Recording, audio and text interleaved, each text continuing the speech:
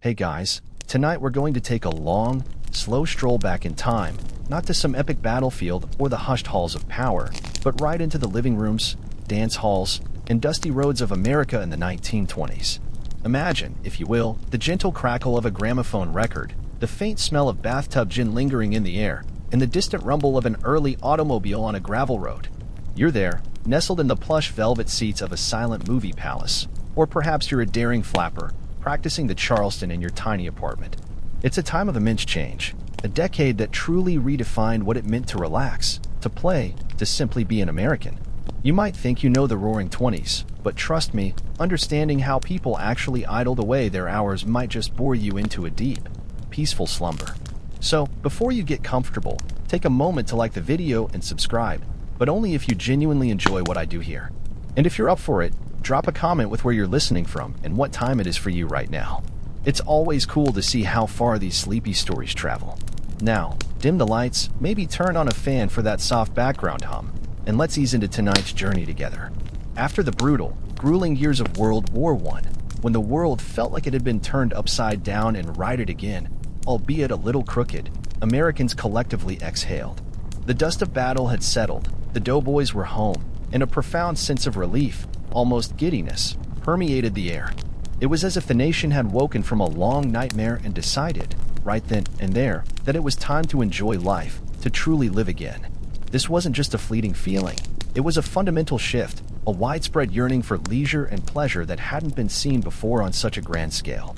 You see, before the war, leisure was often a luxury, something reserved for the moneyed elite or relegated to Sunday afternoons and holidays. But the 1920s democratized it, making free time a pursuit for the masses, a cultural imperative even. Suddenly, working fewer hours became a real possibility for many, especially in urban centers where industries were booming. The concept of the 5-day work week, while not universal, began to gain traction, giving people actual weekends to fill. Imagine that, 2 whole days, back to back, with no factory whistle blowing or fields to tend. It was revolutionary. This extra time, combined with a burgeoning economy that put more disposable income into pockets, created fertile ground for entirely new industries to spring up, all designed to entertain, distract, and delight. People weren't just saving for a rainy day anymore. They were spending on experiences. It was a conscious decision, an almost defiant embrace of joy after so much global suffering. This era saw a fascinating paradox. While productivity soared, so too did the pursuit of leisure. It wasn't about being lazy. It was about balance, about the idea that a good life included both work and play. Factories churned out cars, radios, and household appliances at unprecedented rates, and the very machinery that made work more efficient also seemed to make leisure more accessible. You could argue that the assembly line, that icon of industrial efficiency, inadvertently gave birth to the modern concept of the weekend getaway. Historians still argue whether this newfound leisure was a natural societal evolution or a carefully orchestrated economic strategy to fuel consumerism. Was it genuine contentment, or was it a shiny distraction from deeper societal tensions? Perhaps a bit of both. Think about it. You're an average American in 1922. You've got a little extra cash, maybe Saturday afternoon off, and a desire to do something fun. What do? The options, which had been fairly limited just a decade prior, were suddenly exploding. You might head to a Nickelodeon for a flickering silent film, a truly mesmerizing experience where entire narratives unfolded without a single spoken word from the screen. Or perhaps you'd splurge on a new phonograph record, bringing the latest jazz tunes right into your parlor, ready for an impromptu dance party. It wasn't just about passive consumption, it was about active engagement. People were learning new dances, picking up new sports, even taking up flying lessons if they were particularly adventurous and well-heeled. This period also marked the beginning of modern advertising as we know it, specifically targeting this burgeoning leisure class. Billboards and magazine ads didn't just sell products, they sold lifestyles. They promised happiness, social status, and escape through their goods. You weren't just buying a car, you were buying the freedom of the open road. You weren't just buying a radio, you were buying direct access to the world, without leaving your armchair. It was all about aspiration, about imagining yourself living a more glamorous, more exciting life. The sheer optimism, even naivete, of the age was palpable. It was a time when almost anything seemed possible, and having a good time became a national priority, almost a civic duty. This collective yearning for joy and distraction laid the groundwork for everything that followed in the decade, shaping the very fabric of American society in ways that are still evident today. As the collective sigh of relief settled over the nation, a new sound began to emerge, first in the back alleys and speakeasies, then spilling out into grand ballrooms, and eventually, into every American home, the intoxicating rhythm of jazz. This wasn't just music. It was a revolution, a pulsating heartbeat that defined the decade and fundamentally reshaped how Americans spent their free time, especially when it came to socializing and letting loose. You couldn't escape it. It seeped into the very pores of society, influencing everything from fashion to the way people conversed. Jazz, with its improvisational nature and syncopated beats, felt incredibly fresh and daring. Originating from African American communities in the South, particularly New Orleans, it quickly moved north with the Great Migration, finding fertile ground in cities like Chicago, Kansas City, and New York. Suddenly, you're not just listening to polite waltzes or marching band tunes anymore. You're hearing something raw, energetic, and undeniably catchy. Imagine walking down a city street and hearing the blare of a trumpet, the rumble of a double bass, and the unmistakable beat of a drum kit, drawing you towards a smoky, vibrant club. That was the call of the Jazz Age. This new musical form demanded a new kind of movement, and with it came a flurry of dance crazes that swept the nation. The Charleston, with its rapid kicks and arm movements, became the iconic dance of the era. You saw it everywhere, in dance halls, at parties, even spontaneously breaking out on street corners. Learning the Charleston was practically a rite of passage for young people, a way to signal your modernity and your embrace of the new age. And it wasn't just the Charleston. The shimmy, the foxtrot, the black bottom, each offered a unique way to express the liberated spirit of the times. People spent hours practicing, perfecting their steps, often with a sense of playful competition. It was an incredibly active form of leisure, requiring energy and a willingness to shed some of the more rigid social conventions of previous generations. Think about the sheer physicality involved. You're twisting, kicking, shimmying, all to a relentless, driving beat. It was a workout, really, far more dynamic than the stately ballroom dances your parents might have favored. This shift in dance wasn't just about fun. It was also a subtle rebellion against the Victorian era's prudishness. Girls and boys were dancing closer, with more freedom, and often in public spaces. This proximity and uninhibited movement were seen by some as scandalous, which, of course, only made it more appealing to the younger generation looking to kick off the shackles of the past. There's a quirky tidbit here. Some moralists actually blamed jazz music for a supposed rise in juvenile delinquency, claiming its wild rhythms literally drove young people to immoral acts, as if a saxophone could compel you to jaywalk. The popularity of jazz and its associated dances also fueled the growth of dance halls and ballrooms across the country. These weren't just places to move your feet. They were vibrant social hubs, melting pots where people from different backgrounds could mingle and express themselves. Going out dancing became a primary form of evening entertainment, a chance to see and be seen, to flirt, and to escape the everyday. The competition for the best bands was fierce, and people would travel across town just to hear a particular musician or ensemble. This created a circuit for jazz musicians, turning many into national celebrities and establishing the enduring image of the jazz club as a cornerstone of urban nightlife. Historians still argue whether jazz was primarily a force for social liberation or a reflection of underlying societal anxieties. Was its wildness a true embrace of freedom, or a desperate attempt to drown out the echoes of war and the uncertainties of a rapidly changing world? Regardless, its impact on American leisure was undeniable.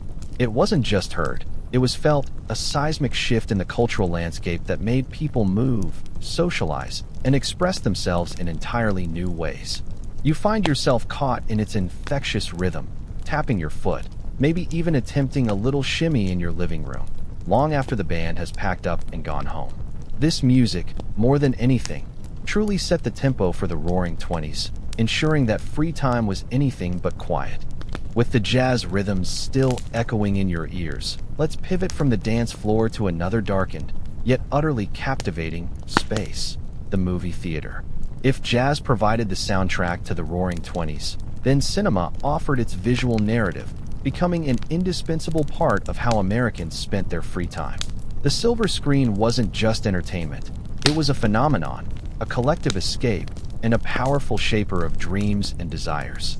By the middle of the decade, going to the movies was no longer a niche activity for the urban curious. It was a weekly ritual for millions across the nation, from bustling metropolises to quiet rural towns. Imagine you're walking into a picture palace, the air thick with the smell of popcorn. Yes, popcorn was already a thing, though less universally than today, and anticipation. The grander theaters were opulent, rivaling opera houses in their decor, with velvet seats, gilded ceilings, and ushers in crisp uniforms.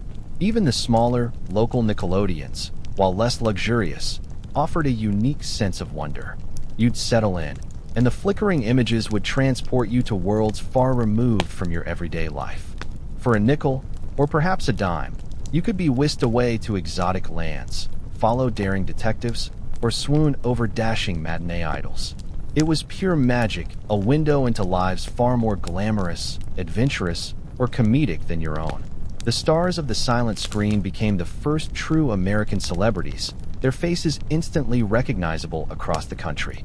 Think of Charlie Chaplin, whose tramp character could evoke laughter and tears with a single gesture, or Mary Pickford, America's sweetheart, whose innocent charm captivated millions. Their personal lives became fodder for gossip columns, and their fashion choices were eagerly emulated. You didn't just watch them on screen.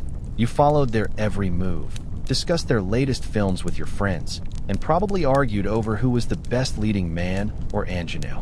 This wasn't just passive viewing. It was an active engagement with a new form of mass culture, creating shared experiences and conversation topics for millions. Before the talkies arrived late in the decade, these films relied entirely on visual storytelling, exaggerated expressions, and the evocative power of a live pianist or orchestra providing the mood music. There's a quirky tidbit here. Some smaller theaters would even employ sound effects artists, often hidden behind the screen, who would clap coconut shells for horse hooves or rip cloth for tearing fabric, adding an extra layer of immersion to the silent narrative. It was a remarkably immersive experience, despite the lack of spoken dialogue, proving that sometimes less is more when it comes to captivating an audience. The silence actually forced you to engage your imagination more deeply, interpreting the emotions and intentions conveyed by the actors' movements and expressions. The influence of cinema stretched far beyond the theater doors. Movies shaped fashion trends, dictated slang, and even subtly influenced social norms. They introduced new ideas, challenged old traditions, and showcased ways of life that might have been utterly foreign to many viewers. You learned how to dress like a flapper from Clara Bow, how to be debonair from Rudolph Valentino, and how to chase adventure from Douglas Fairbanks. Historians still argue whether the movies merely reflected the changing social landscape of the 1920s or actively propelled those changes forward. Did they show people what they wanted to see, or did they tell people what they should want to be? Regardless, the impact was profound, creating a shared cultural language that transcended regional differences. This wasn't just about entertainment, it was about aspiration. For many, especially those living in rural areas or working long hours in factories, the movies offered a glimpse into a more exciting, modern world. They provided a brief, affordable escape from the routines of daily life, a chance to dream big and feel connected to a larger, more glamorous world. The silent screen, with its dramatic plots and larger-than-life characters, captivated the nation's imagination like nothing before it, ensuring that countless hours of free time were happily spent lost in the magic of moving pictures. You might leave the theater feeling inspired, shocked, or simply thoroughly entertained, but you rarely left unaffected, carrying a piece of that silver screen fantasy back into your own life.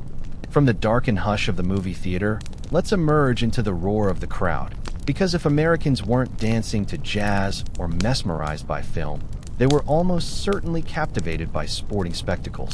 The 1920s didn't just witness the rise of leisure.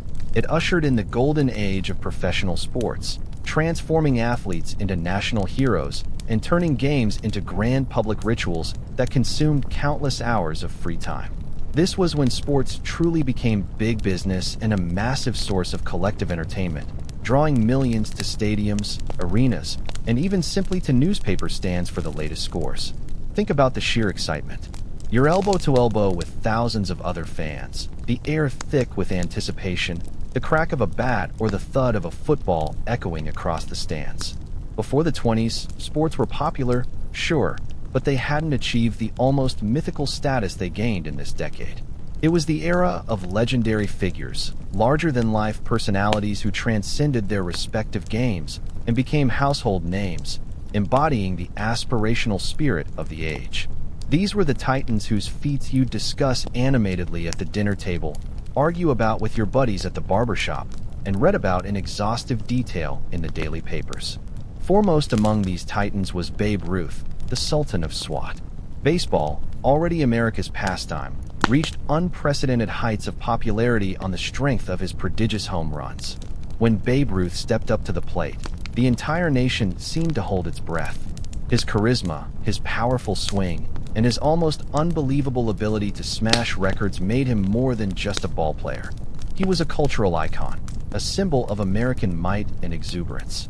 Going to a baseball game, especially to see the Yankees play at their brand new stadium, which opened in 1923 and was quickly dubbed the house that Ruth built, became an almost religious experience for many.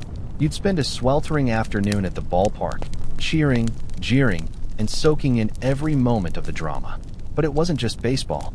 Boxing produced its own legend in Jack Dempsey, the Manasseh Mauler.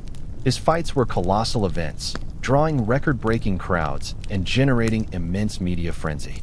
The Dempsey-Tunney long count fight in 1927, for example, captivated the entire country, its controversial ending sparking debates for years afterward. People would gather around radios, straining to hear the crackle of the broadcast, or pore over newspaper accounts the next morning. There's a quirky tidbit. The 1920s also saw the rise of flagpole sitting as a bizarre, endurance-based sport. People would perch precariously atop flagpoles for days, sometimes weeks, simply for the novelty and to draw crowds, proving that any spectacle, no matter how odd, could capture public attention and provide a peculiar form of leisure.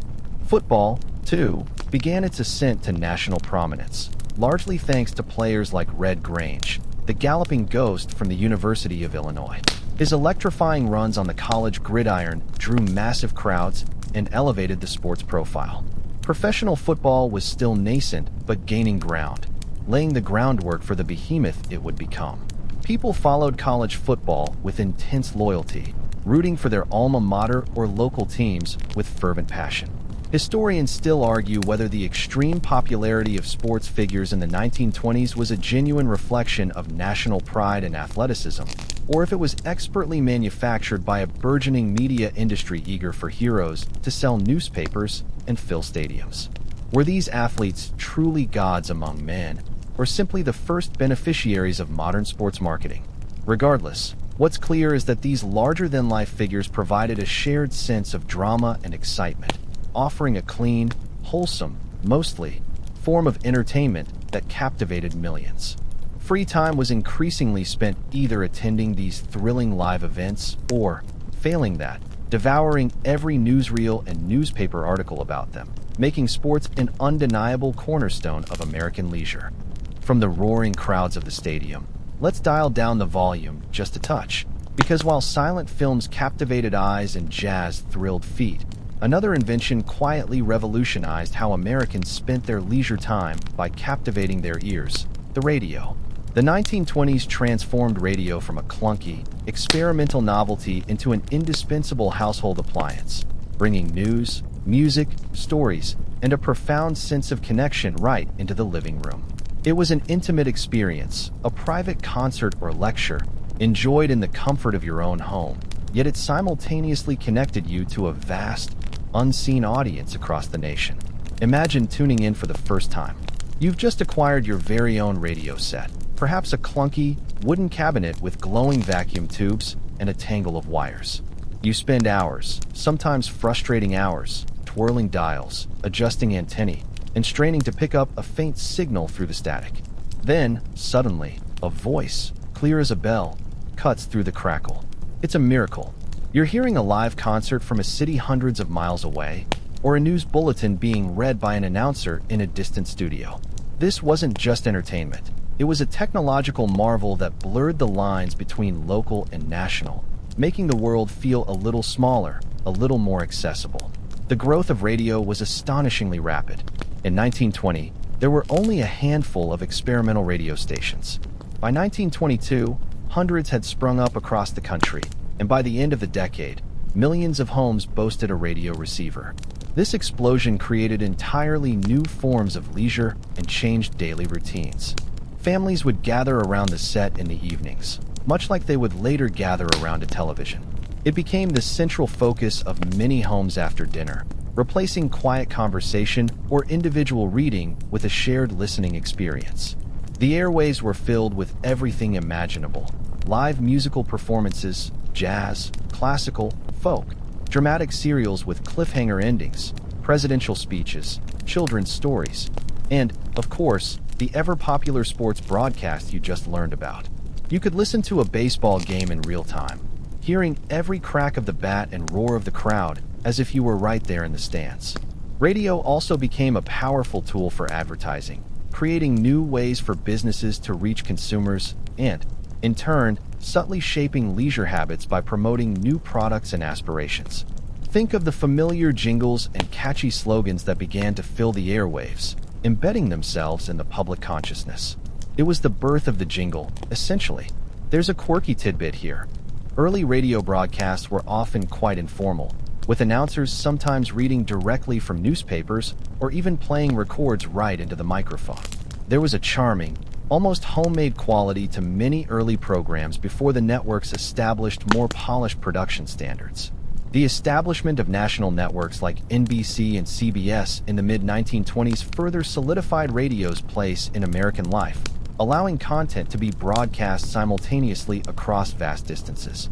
This fostered a sense of national community, as millions listened to the same programs at the same time, sharing cultural references and experiences. Historians still argue whether radio primarily served as a unifying force, bringing disparate communities together through shared content, or if it further reinforced existing social divisions by allowing people to selectively tune into programs that appealed to their own specific interests and biases. Was it a bridge or a series of isolated islands in the airwaves? Regardless, radio offered an unparalleled sense of immediacy and connection. It brought the world to your armchair, transforming evenings into moments of shared discovery and entertainment. It allowed you to follow political debates, learn about distant lands, or simply enjoy a comedy sketch without ever leaving your comfortable living room. The glow of the radio dial, the disembodied voices, and the collective experience of listening together made radio an incredibly powerful and pervasive form of leisure, profoundly shaping how Americans chose to spend their precious free time in the Roaring Twenties. While jazz filled the airwaves and silent films captivated minds, a new invention was literally putting America on the move, reshaping not just how people traveled, but fundamentally altering their approach to leisure: the automobile. The 1920s saw the democratization of the car, transforming it from a luxury item for the wealthy few into an accessible mode of transport for the masses. This shift opened up entirely new avenues for recreation, turning simple drives into adventures and spurring the phenomenon of the road trip. Imagine you've just saved up enough to buy your very own Ford Model T, perhaps a used one, or a brand new one if you're particularly lucky. It's clunky, it might need a crank start, and it certainly doesn't have air conditioning. That's a distant dream. But it's yours. It represents freedom, spontaneity, and the ability to escape the confines of your immediate neighborhood. Before the car, your leisure options were largely limited by walking distance, public transport routes, or the rare train journey. Now, suddenly, the horizon beckoned. You could drive out to the countryside for a picnic, visit relatives in a neighboring town, or simply take a leisurely Sunday drive with no particular destination in mind, just enjoying the open road. The impact was immediate and profound. Families began to take Sunday drives as a standard weekend activity, often packing a picnic basket and heading to a scenic spot. These short excursions became cherished rituals, a chance to bond and explore. But the car also enabled longer journeys. giving birth to the concept of the road trip. People started loading up their vehicles with camping gear, blankets, and provisions, venturing out to explore national parks, visit roadside attractions, or simply see more of their vast and varied country. Motels, though still rudimentary motor hotels, began to pop up along major routes, catering specifically to these new automotive travelers, a clear indication of a burgeoning industry built around car-based leisure. The very landscape began to change to accommodate this automotive boom. New roads were built, and existing ones were paved, turning dusty tracks into smoother arteries of travel. Gas stations, roadside diners, and even rudimentary auto repair shops became common sights, creating an entirely new infrastructure dedicated to the convenience of the driver. It was an exciting, if sometimes bumpy, new world. There's a quirky tidbit here. Early road trip guides often included detailed instructions on how to change a tire, fix common engine problems, and even where to find reliable sources of water, as breakdowns in remote areas were a very real possibility. It wasn't just about driving. It was about self-reliance on the open road. The automobile also fostered a sense of individuality and independence, particularly for young people. Teenagers, if they could get their hands on a car, suddenly had a private space to escape parental supervision, leading to the rise of cruising and drive-in movies, though the latter would mostly come later. This mobility contributed to the loosening of social conventions and the formation of new youth cultures. Historians still argue whether the automobile primarily encouraged social cohesion by allowing families to travel together and visit friends, or if it contributed to social fragmentation by creating more isolated, private leisure experiences away from traditional community centers. Did it bring people together, or did it allow them to drift apart, each in their own speeding steel cocoon? Regardless of the debate, the car transformed leisure from something often confined to specific locations into something that could happen anywhere the road led. It democratized travel, making previously inaccessible destinations reachable for the average family.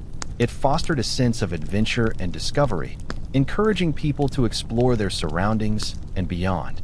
By the end of the decade, the rumble of an engine was as much a part of the soundtrack of American leisure as jazz music, promising endless possibilities and boundless freedom for anyone with a tank full of gas and a sense of wanderlust. You might find yourself longing for the open road even today, a direct inheritance from those pioneering joyrides of the Roaring '20s.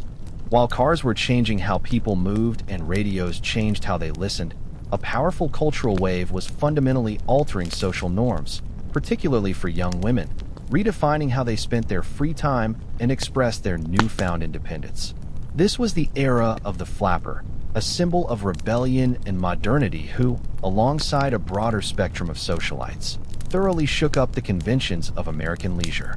They weren't just adopting new styles, they were embodying a profound shift in attitudes, particularly concerning public behavior and personal freedom.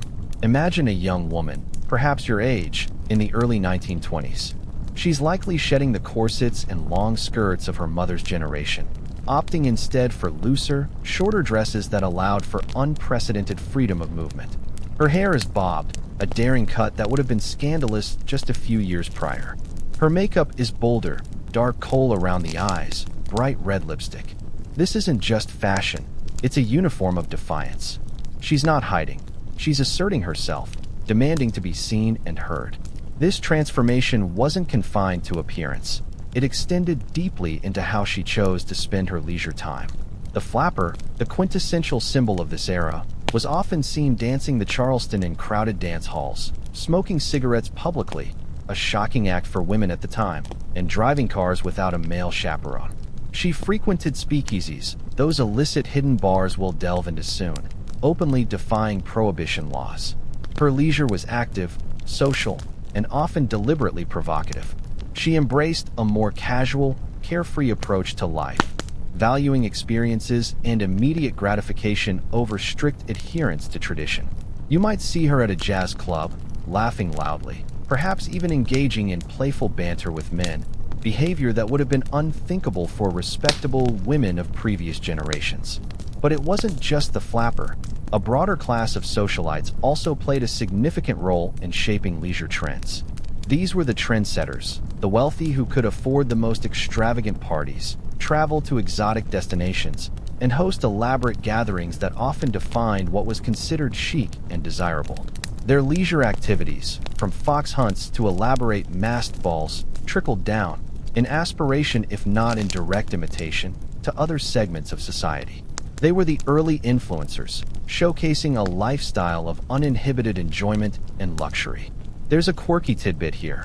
Some flappers even embraced petting parties, which were essentially supervised or unsupervised social gatherings where young couples would engage in light physical intimacy, pushing the boundaries of premarital conduct in a way that truly scandalized older generations. It was all about testing limits.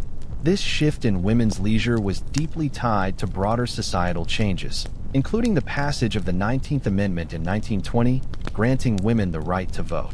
While suffrage didn't immediately lead to radical shifts in daily life, it certainly contributed to a sense of empowerment and a desire for greater autonomy in all aspects of life, including how women spent their free time. They were entering the workforce in greater numbers, gaining more financial independence, and demanding equal footing in social arenas.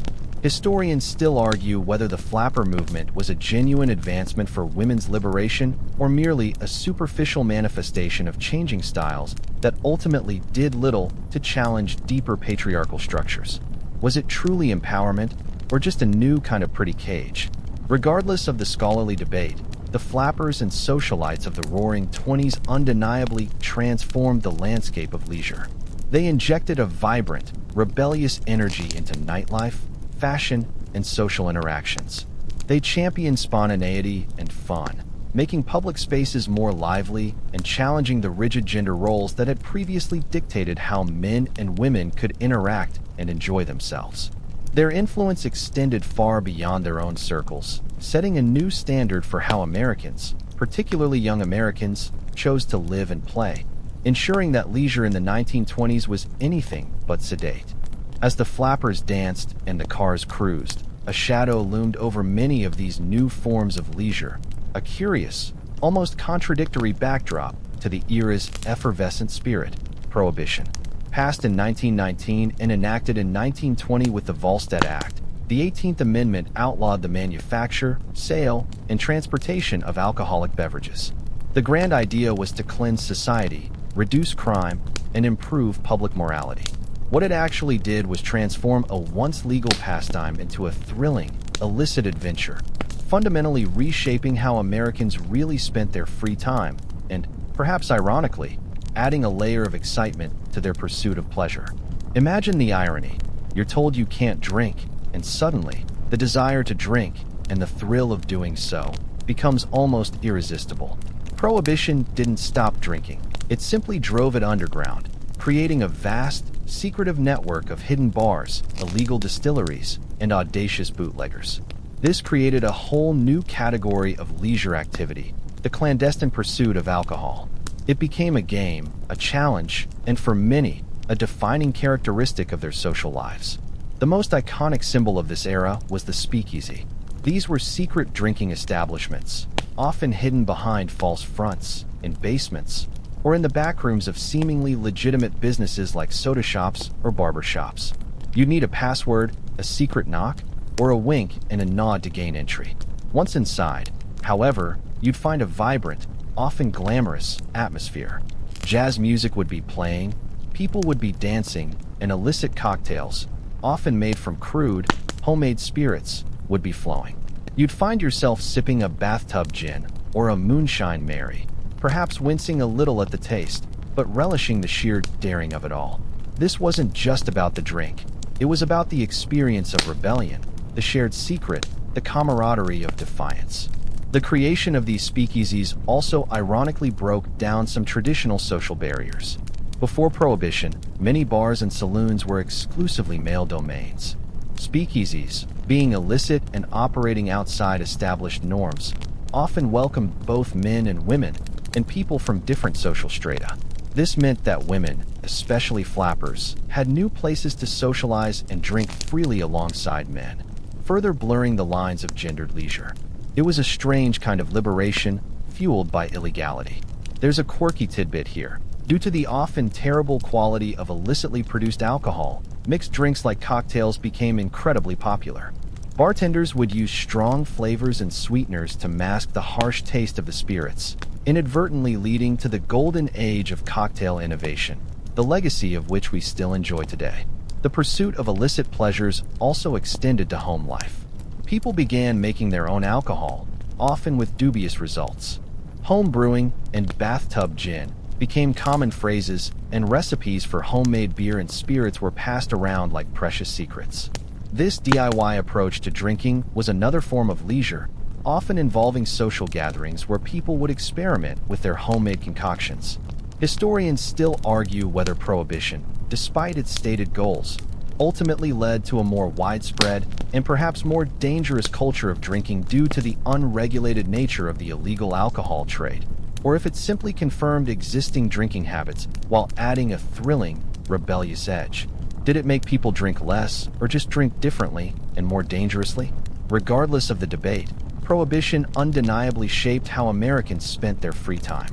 It turned the act of having a drink from a casual choice into an act of rebellion, fostering a vibrant, underground world of speakeasies, clandestine parties, and homemade concoctions. The thrill of the forbidden added a unique flavor to the leisure activities of the Roaring Twenties, ensuring that while the government tried to dry up the nation, the pursuit of a good time simply found new, more exciting, and often very surprising channels. Having navigated the smoky, secretive world of the speakeasy, let's step out into the fresh air, because while urban centers pulsed with new forms of nightlife, many Americans found their ideal leisure in returning to the great outdoors. The Roaring Twenties, despite its reputation for urban modernity, also witnessed a surge in appreciation for nature and a blossoming of outdoor activities, offering a tranquil counterpoint to the decade's frenetic pace. It was a time when getting away from it all, truly escaping the hustle and bustle, became an increasingly popular way to spend precious free time. Imagine leaving the crowded city behind, the honking of cars fading into the distance, replaced by the gentle rustle of leaves or the murmur of a stream. The idea of roughing it, even if just for a weekend, gained considerable appeal. With the advent of the affordable automobile, access to natural spaces became easier for more people than ever before. You weren't just limited to the local park. You could now drive to state parks, national forests, and even the nascent national park system, which saw a significant increase in visitors during this decade. The car, as you recall, was a key enabler for this outdoor resurgence. Camping experienced a boom. No longer just for hardcore adventurers, family camping trips became a popular leisure activity. People would pack tents, sleeping bags, often just blankets, honestly, and picnic supplies into their cars and head out to designated campsites or simply find a picturesque spot by a lake or in the woods. These weren't always glamorous affairs, mind you. Early camping could be quite rudimentary, but the appeal lay in the simplicity, the fresh air, and the escape from daily routines. You'd gather around a crackling campfire, tell stories, perhaps roast marshmallows, a treat that was gaining popularity, and sleep under a blanket of stars. It was a wholesome, back-to-basics form of relaxation. Beyond camping, other outdoor pursuits gained traction. Hiking became more popular, with people exploring trails in nearby hills and mountains. Fishing and hunting, long traditional activities, continued to provide popular forms of recreation, often combining the thrill of the chase with the tranquility of nature. For those with a bit more disposable income, the rise of country clubs meant access to private golf courses, turning a leisurely stroll into a competitive, social pastime. There's a quirky tidbit here. The 1920s also saw the peak of auto camping, where people would literally sleep inside or directly beside their cars, sometimes even rigging up elaborate canvas extensions from their vehicles to create makeshift shelters, blurring the line between driving and dwelling. The allure of the outdoors also fueled a growing conservation movement, as more Americans experienced the beauty of their natural landscapes firsthand and recognized the need to preserve them.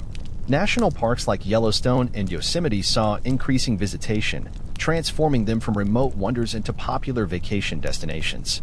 People were encouraged to get back to nature, not just for physical health, but for mental rejuvenation, a concept that resonated deeply after the stresses of the war and the rapid urbanization of the period. Historians still argue whether this embrace of the outdoors was a genuine love for nature or simply another symptom of consumerism, with new gear, specific clothing, and dedicated vehicles being marketed to the aspiring outdoors enthusiast. Was it a pure connection to the wild, or just another trend fueled by advertising? Regardless, the undeniable fact is that countless hours of American leisure in the 1920s were spent communing with nature. You might find yourself breathing a little deeper, feeling the cool breeze on your face, and listening to the sounds of the natural world, a gentle reminder that even in the roaring 20s, peace and quiet were often found far from the madding crowd. Having navigated the smoky, secretive world of the speakeasy, let's step out into the fresh air, because while urban centers pulsed with new forms of nightlife, many Americans found their ideal leisure in returning to the great outdoors. The Roaring Twenties, despite its reputation for urban modernity, also witnessed a surge in appreciation for nature and a blossoming of outdoor activities, offering a tranquil counterpoint to the decade's frenetic pace. It was a time when getting away from it all, truly escaping the hustle and bustle, became an increasingly popular way to spend precious free time. Imagine leaving the crowded city behind, the honking of cars fading into the distance, replaced by the gentle rustle of leaves or the murmur of a stream. The idea of roughing it, even if just for a weekend, gained considerable appeal. With the advent of the affordable automobile, access to natural spaces became easier for more people than ever before. You weren't just limited to the local park. You could now drive to state parks, national forests, and even the nascent national park system, which saw a significant increase in visitors during this decade. The car, as you recall, was a key enabler for this outdoor resurgence. Camping experienced a boom. No longer just for hardcore adventurers, family camping trips became a popular leisure activity. People would pack tents, sleeping bags, often just blankets, honestly, and picnic supplies into their cars and head out to designated campsites or simply find a picturesque spot by a lake or in the woods. These weren't always glamorous affairs, mind you. Early camping could be quite rudimentary, but the appeal lay in the simplicity, the fresh air, and the escape from daily routines. You'd gather around a crackling campfire, tell stories, perhaps roast marshmallows, a treat that was gaining popularity, and sleep under a blanket of stars. It was a wholesome, back-to-basics form of relaxation. Beyond camping, other outdoor pursuits gained traction. Hiking became more popular, with people exploring trails in nearby hills and mountains. Fishing and hunting, long traditional activities, continued to provide popular forms of recreation, often combining the thrill of the chase with the tranquility of nature. For those with a bit more disposable income, the rise of country clubs meant access to private golf courses, turning a leisurely stroll into a competitive social pastime. There's a quirky tidbit here. The 1920s also saw the peak of auto camping, where people would literally sleep inside or directly beside their cars, sometimes even rigging up elaborate canvas extensions from their vehicles to create makeshift shelters, blurring the line between driving and dwelling. The allure of the outdoors also fueled a growing conservation movement, as more Americans experienced the beauty of their natural landscapes firsthand and recognized the need to preserve them. National parks like Yellowstone and Yosemite saw increasing visitation, transforming them from remote wonders into popular vacation destinations. People were encouraged to get back to nature, not just for physical health, but for mental rejuvenation, a concept that resonated deeply after the stresses of the war and the rapid urbanization of the period. Historians still argue whether this embrace of the outdoors was a genuine love for nature or simply another symptom of consumerism, with new gear, specific clothing, and dedicated vehicles being marketed to the aspiring outdoors enthusiast. Was it a pure connection to the wild, or just another trend fueled by advertising?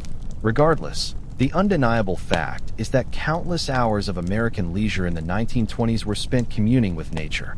You might find yourself breathing a little deeper, feeling the cool breeze on your face, and listening to the sounds of the natural world, a gentle reminder that even in the roaring 20s, peace and quiet were often found far from the madding crowd.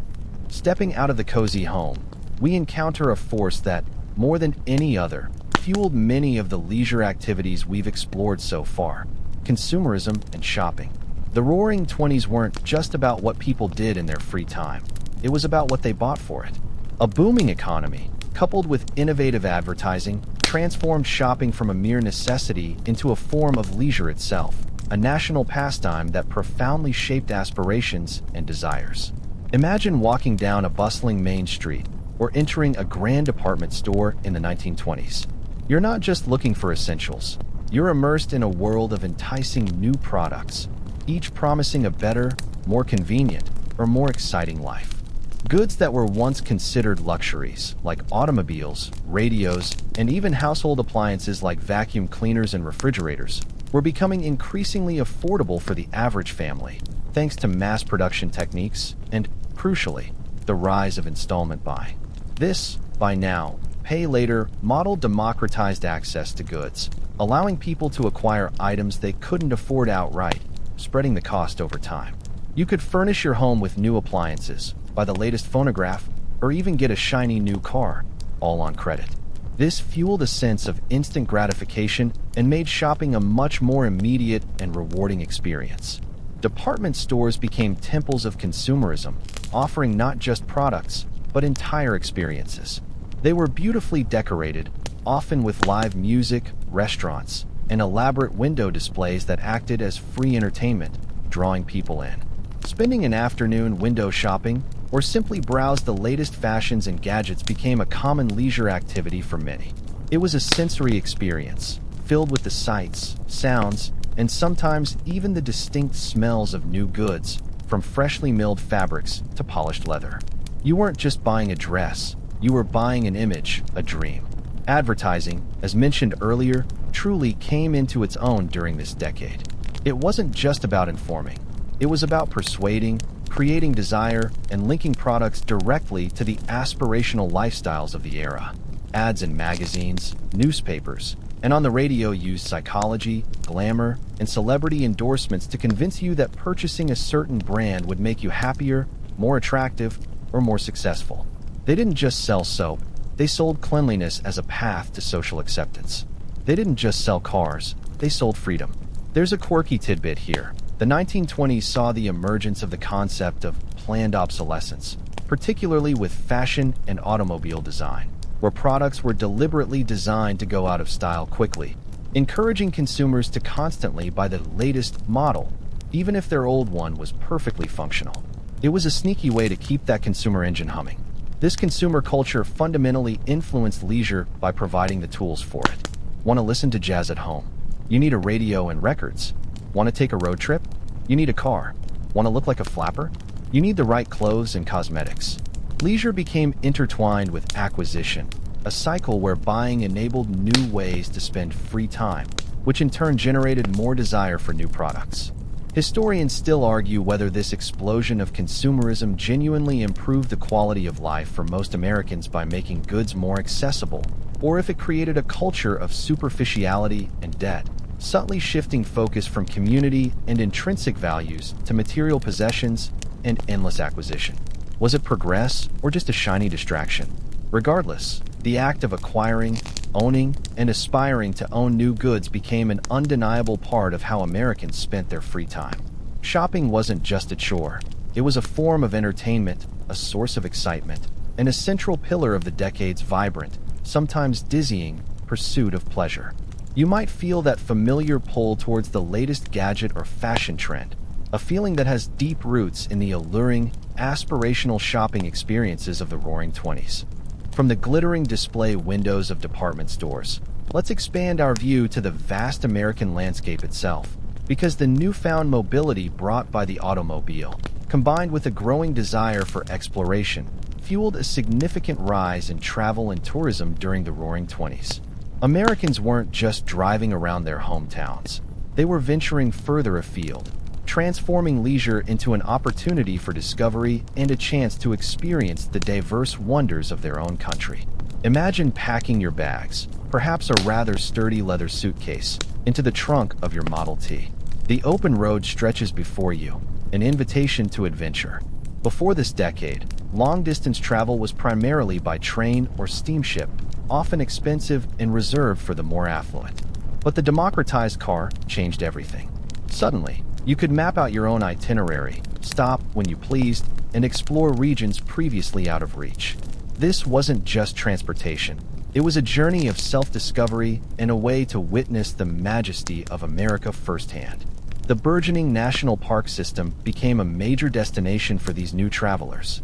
Parks like Yosemite, Yellowstone, and the Grand Canyon, once remote and accessible only to hardy adventurers, now saw increasing numbers of family visitors. Special automobile touring routes were developed, and rudimentary visitor services, like campgrounds and lodges, began to cater to the influx. You'd pitch your tent near a geyser, marvel at towering sequoias, or gaze into the vastness of a canyon, feeling a profound connection to the natural beauty of the nation. It was a wholesome, educational, and deeply memorable form of leisure, fostering a sense of national identity and pride in America's natural heritage. Beyond the majestic parks, other forms of tourism flourished. Resort towns, both coastal and inland, saw a surge in visitors. Places like Atlantic City on the East Coast and various California beach towns became popular destinations for those seeking sun, sand, and ocean breezes. These resorts offered a wide array of leisure activities, from swimming and sunbathing to boardwalk amusements, dance halls, and fine dining. You might spend your days lounging on the beach, splashing in the waves, or trying your luck at carnival games, enjoying a carefree escape from daily routines.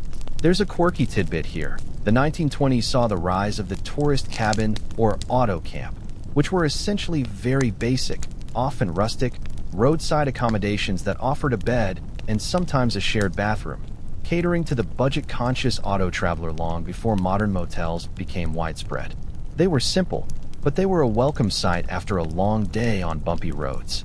For the more adventurous, or those with deeper pockets, international travel was also beginning to become more accessible, though still largely the domain of the wealthy.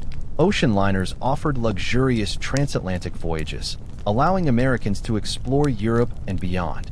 These journeys were often leisurely affairs in themselves, with onboard entertainment, fine dining, and opportunities for socializing. Historians still argue whether this explosion in travel and tourism was a genuine expression of a growing national wanderlust and appreciation for diversity, or if it was simply another manifestation of the decade's consumerist impulse, with companies profiting from new travel amenities, car sales, and resort development. Was it about broadening horizons, or just spending money in new ways? Regardless of the debate, the ability to travel, whether by car to a nearby state park or by luxury liner across the ocean, profoundly reshaped how Americans spent their free time.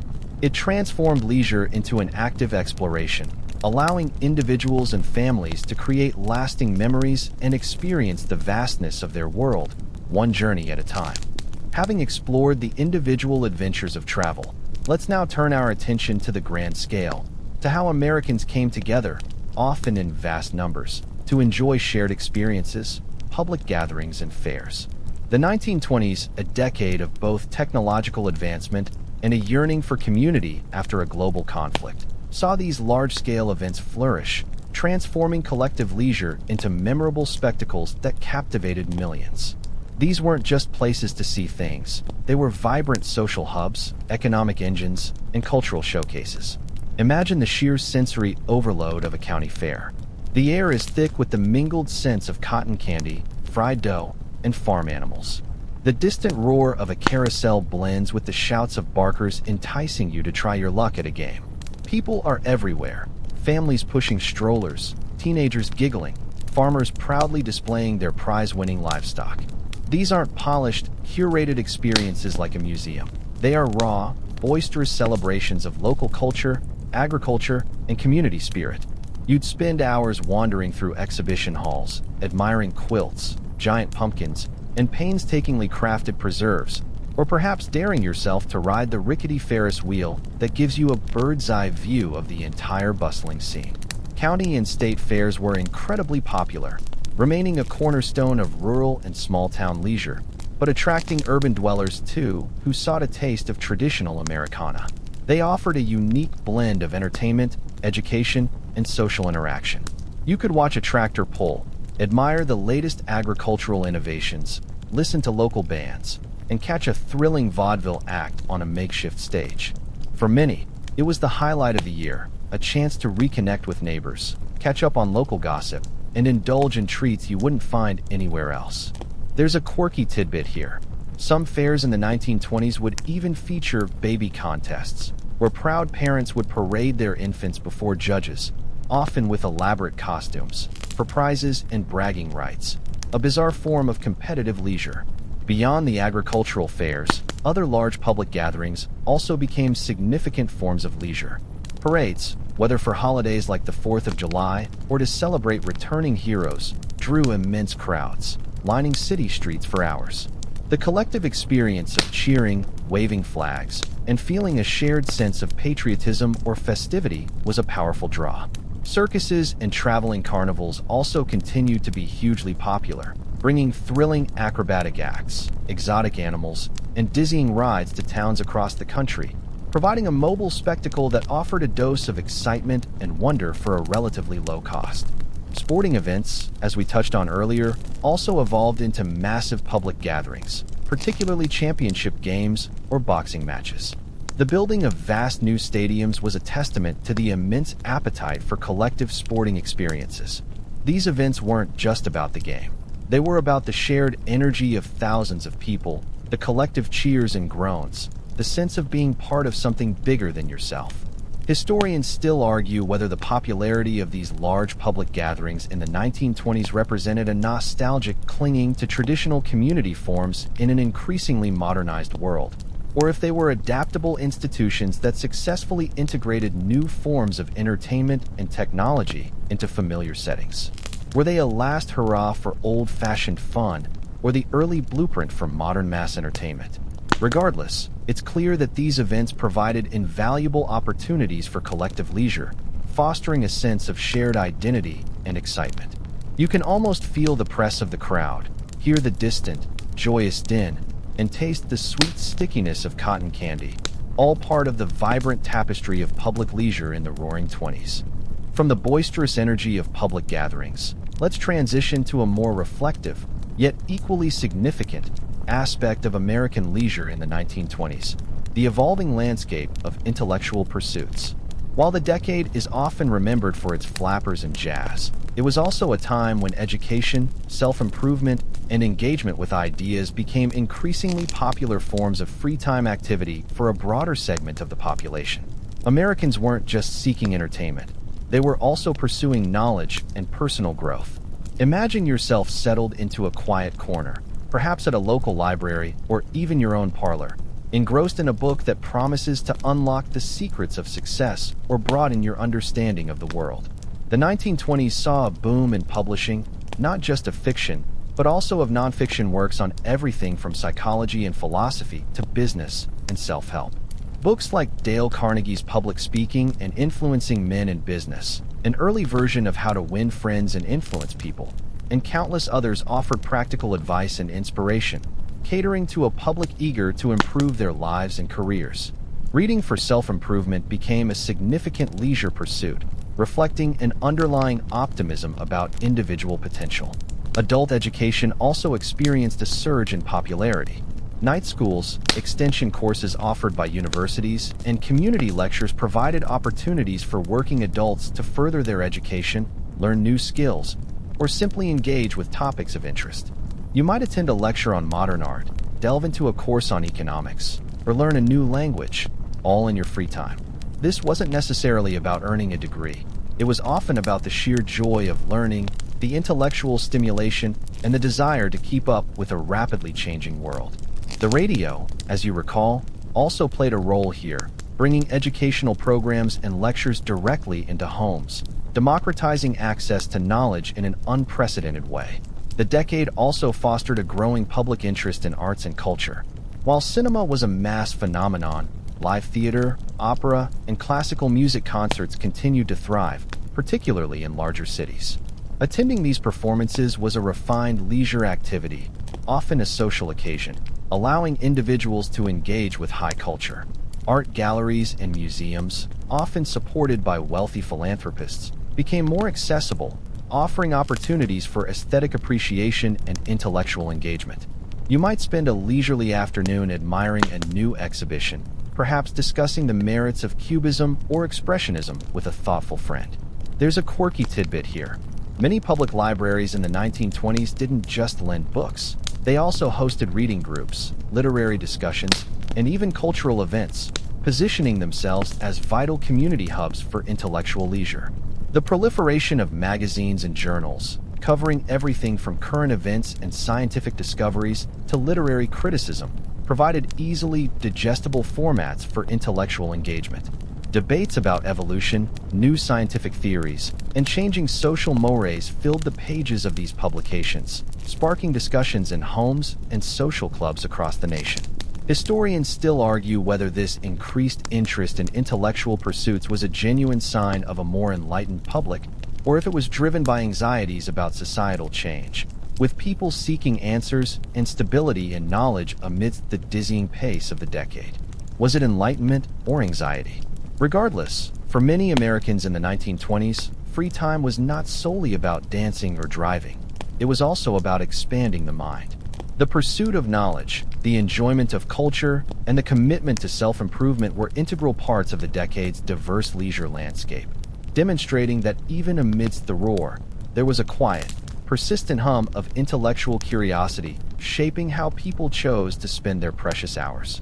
As we gently drift towards the close of the Roaring Twenties, having explored its vibrant dance halls, quiet homes, and open roads, it's important to acknowledge that even as the decade roared, there were subtle but significant shifting sands of leisure already at play, hinting at the profound changes yet to come. The era didn't end abruptly.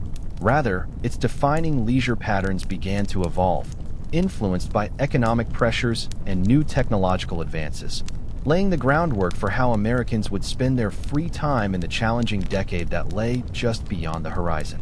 Imagine the end of the decade, 1929. The jazz is still playing, but perhaps with a slightly different tempo. The flapper is still fashionable, but new silhouettes are appearing. The exuberance, while still present, might be tinged with a subtle undercurrent of uncertainty, a faint echo of distant thunder. The stock market, a place where many Americans, even those of modest means, had begun to invest their spare cash, was making headlines, and not always good ones. This economic unease, though not yet a full-blown crisis, subtly influenced how people viewed their disposable income and, consequently, their leisure choices. The carefree spending might have begun to feel a little more reckless, a little less sustainable. One of the most significant shifts was the arrival of sound in motion pictures. The talkies, pioneered by the jazz singer in 1927, quickly began to eclipse silent films. This wasn't just an upgrade, it was a revolution. Suddenly, the entire experience of going to the movies changed.